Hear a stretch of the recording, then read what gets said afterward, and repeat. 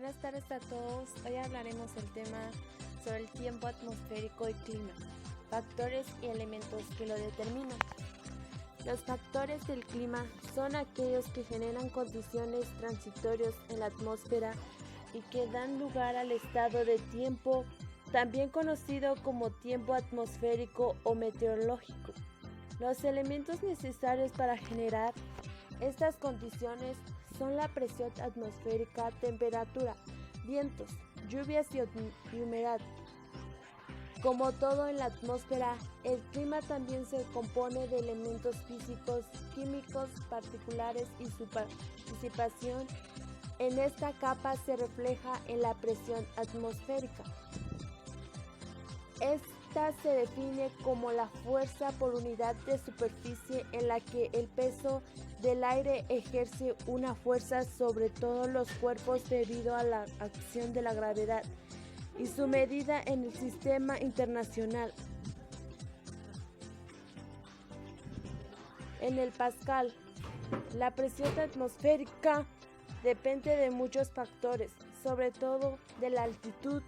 Cuanto más arriba en la atmósfera estemos, la cantidad del aire será menor, lo que provocará que también sea menor la presión que el aire ejerce sobre nosotros.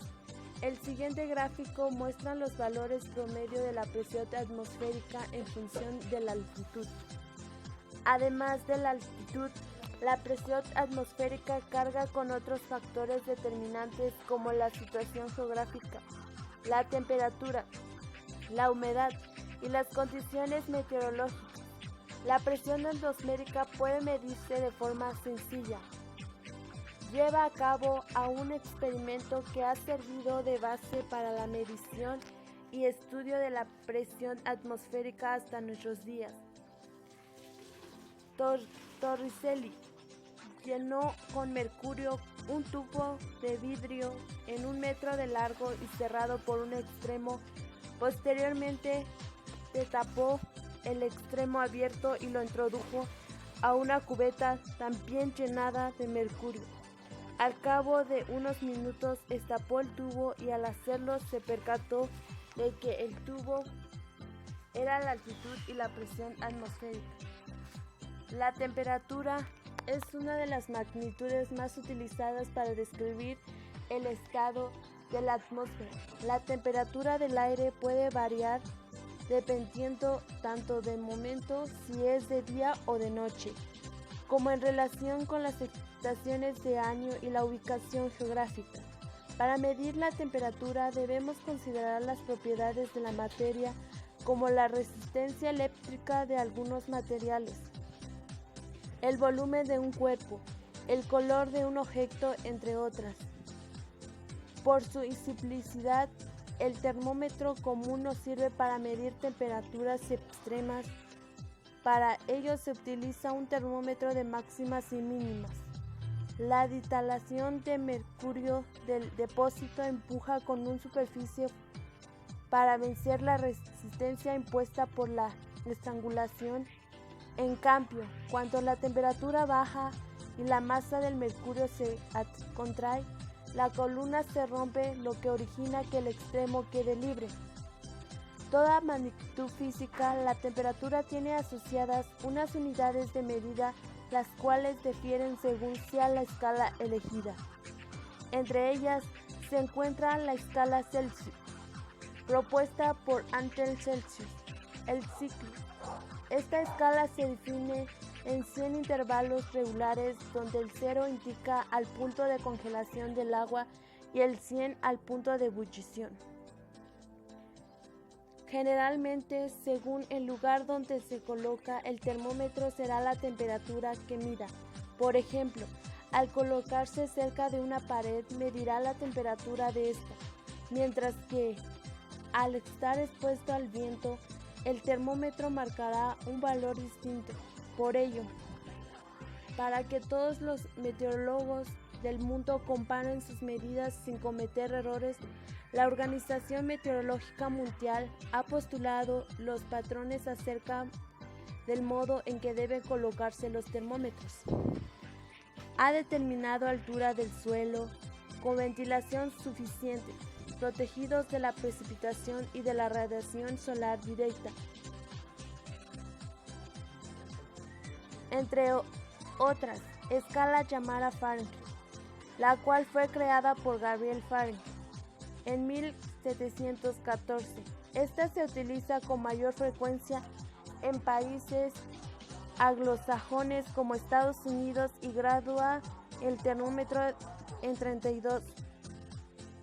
El viento determina el clima en las diversas zonas de la superficie terrestre y, en términos generales, se define como el movimiento del aire en un punto a otro.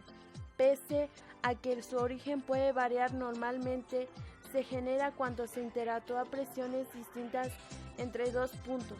Esto provoca que el viento tienda a moverse desde la zona de alta presión a la baja presión. Queda claro entonces que en la atmósfera existe relación directa entre presión y viento, lo que hace que las mapas de isóbaras, que representan los valores de la presión atmosférica, contengan amplia información sobre la velocidad y dirección de este último. El viento es la temperatura. Este origina cuando la masa del aire adquiere una temperatura en su entorno, ocasionando que su velocidad aumente, disminuyendo paralelamente su densidad. Por efecto de la flotación, la masa del aire caliente asciende y su lugar es ocupada por otras masas del aire que su desplazamiento genere viento. Por medir la velocidad y la dirección del viento, los meteorólogos han creado una serie de instrumentos especiales. Estos fueron creados en relación con la velocidad horizontal del viento y la medida de la dirección. Medidas de la velocidad horizontal del viento. Dentro de estas categorías, el instrumento más utilizado es el anemómetro de cazoletas, donde el giro de dichas cazoletas es proporcionada a la velocidad del viento, la unidad de la presión, según la dimensión. Medida de la dirección.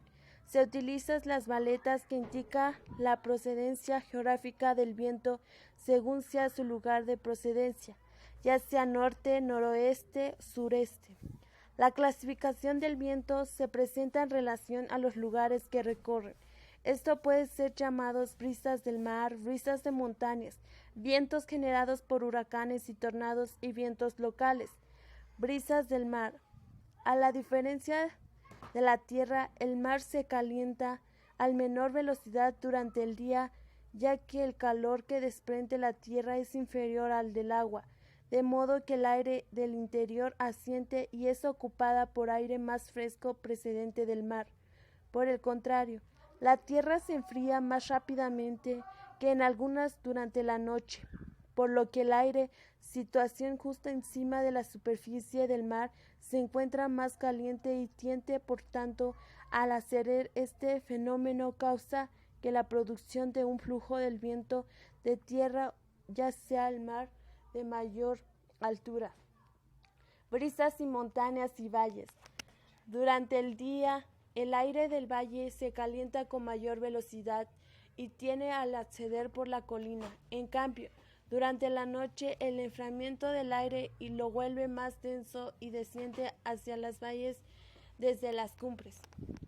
Vientos generados por huracanes y tornados, nombrado tifón, únicamente si este se produce en la costa oeste del Pacífico Norte. Un huracán es un fenómeno meteorológico cuya magnitud es violenta y el cual se origina sobre océanos tropicales, normalmente al finalizar el verano o a inicios de otoño. Esto se genera debido a una masa uniforme del aire caliente, húmedo que asciende su velocidad, en donde la presión del aire distribuye de miles de kilómetros. Vientos locales. Estos tipos de vientos se producen en determinadas zonas y como consecuencia únicamente de los caracteres geográficos y geográficas del lugar, al igual que los tipos de viento descritos más arriba. Los vientos locales permiten una clasificación precisa para su estudio. Estas son: cierzo, sopla a lo largo del valle de Embrio; tromamontana, sopla en el noroeste; Siroco, prodece del desierto de Sahara. Levante y poniente del estrecho, sopla en el estrecho. Terral, se origina en el litoral de la costa cantábrica.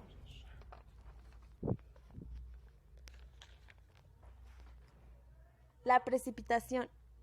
Los tipos de precipitación son ciclónicas, convección, orográficas. Ciclónicas, nace y extiende a través de frentes vinculados o borrascas o ciclones. Convección, son precipitaciones que se deben al ascenso de acumulación. Orográficas, se originan cuando las masas del aire húmedo son obligados a ceder. Para medir las precipitaciones tenemos pluviómetro, pluviógrafo, nivómetro, redes pluviométricas. Finalmente, las nubes son el resultado de la acumulación del agua en la atmósfera. Son establecidas por organismos estatales o incluso nacionales para contener datos específicos y territoriales, no particulares. Las redes deben ser señaladas de acuerdo al relieve de la zona, la densidad de la población, el interés para obras hidráulicas. Clasificación de las nubes atmosféricos. Altas. Aparecen a partir de 14 kilómetros de altura. Puede tener en aspecto de filamentos blancos. Medias. Ocupan la altura comprendida entre los 3 y 7 kilómetros. Bajas. Alcanza una altura entre 2 y 3 kilómetros y presentan un aspecto de sabana de la capa uniforme. Gracias por estar conmigo.